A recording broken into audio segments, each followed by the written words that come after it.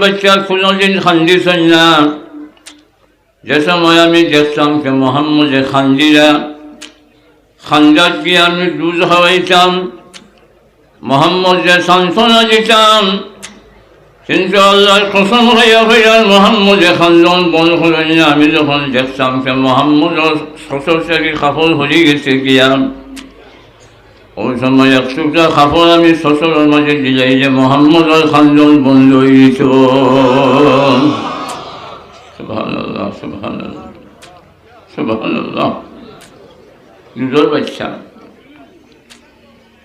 শ্বশুর গুলি গেলে গিয়ে মোহাম্মদের খান্দন বন্ধ হয়ে যেত।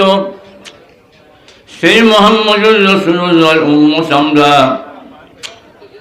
আজ আমরা ফুয়াইনতে আসল নিচে গঞ্চার নিচে কাপড় পিন্ধই, আর ফুইনতে গঞ্চার উপরে